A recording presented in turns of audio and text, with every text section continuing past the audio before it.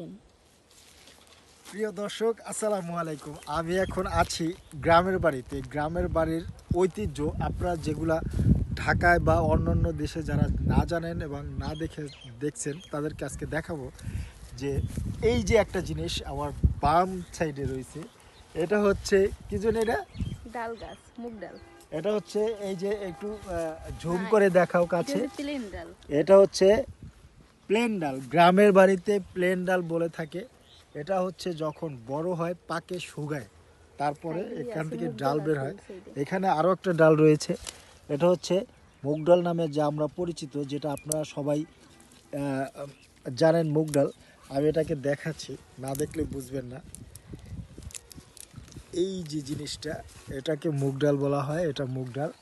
তারপরে রয়েছে এই যে খুবই একটা সুন্দর জিনিস, যেটা আপনারা সবাই জানেন, ফলটার নাম জানেন, বাট আপনারা গাছটা অনেকেই চেনেন না। গাছটা এটা হচ্ছে বাদাম গাছ।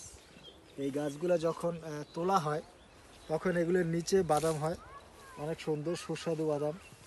বাদামটা সবাই চীনা বাদাম বলে নাকি?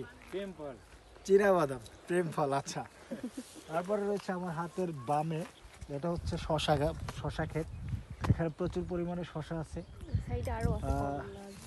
একদম এই মাথা থেকে এই মাথা, এখানে যদি আমরা দেখাই যে একটা শশা দেখানো যাবে। এই যে শশা, এই যে এরকমের অনেক শশা আছে। তো তার চেয়েও আরেকটি আকর্ষণীয় জিনিস আছে দেখার মতো আমার ডান সাইডে, আপনাদেরকে দেখাতে নিয়ে যাচ্ছি, আসেন।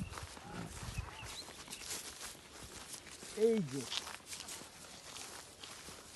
সূর্যমুখী, অনেক সুন্দর একটা জিনিস। এদিকে আসেন, এই যে প্রচুর, অনেক সুন্দর,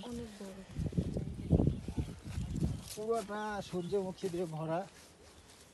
আমার ক্যামেরাম্যান ক্যামেরা ধরতে পারে না, ক্যামেরা ধরে আমার নাহের উপরে, আমার বইয়ের উপরে। অনেক সুন্দর, দেখার মতো। ঠিক আছে, তো ভিডিওটা দেখতে থাকেন, আরো অনেক কিছু দেখাবো।